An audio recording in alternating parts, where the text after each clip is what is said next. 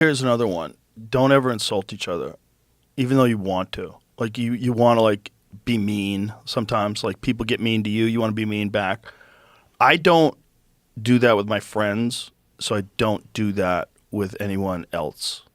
I don't want to do that. That's why I don't do it online. I don't get involved in these like hissy pissy fits online, particularly on Twitter.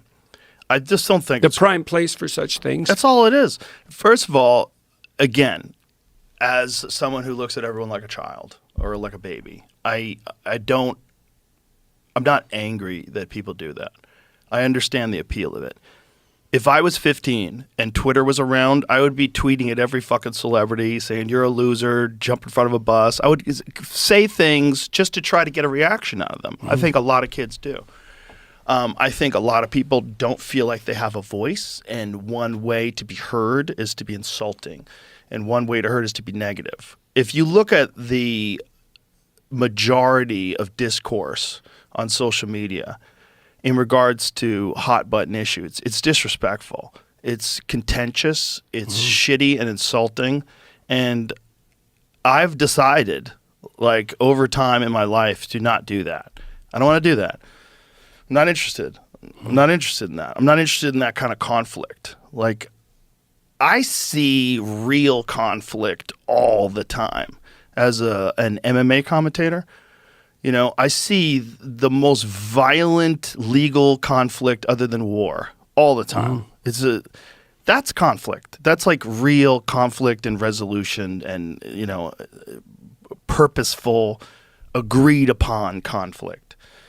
Like regular, like back and forth insult. Wouldn't it be better to figure out what you agree and disagree on and why and talk?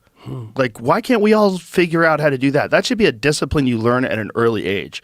Most of the issues that people have, if the person comes at you insulting and aggressive, either that person is ignorant or they're playing a game, okay? And the game is to get your emotions up, to get you reactive, and to be reacting to them instead of acting. The game is like if someone's hyper-aggressive in a fight, the game is to put you on the defensive. So that they don't, like, the best defense is a good offense. You learn that early on in fighting. So you learn that you can be very offensive and then the person never has a chance to get their game going. That's the case with conversations too. So there's a gamesmanship to this kind of communication where it's not just communicating. It's communicating, but it's essentially intellectual one-upsmanship and sparring. You're sparring. You're scoring points. You're trying to dunk on each other. And I get that. I've done that before. I've engaged in it. It's never satisfying. It always feels gross. Even if you win, it's gross.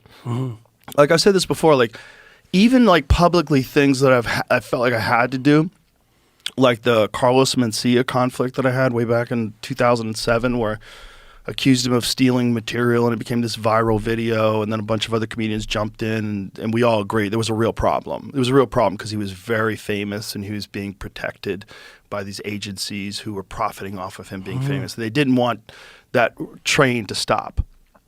I still, to this day, wonder if I would ever do that again, because the negativity that came my way from people that were fans of his it's so overwhelming if you're paying attention to it. It's like, what did I open up? Like, ugh.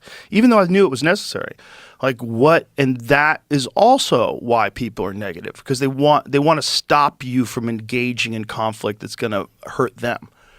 You know, so they try to hurt you as much as possible. So you're like hesitant to do it. I don't want to wade into those waters. Ooh, it's dangerous, filled with sharks.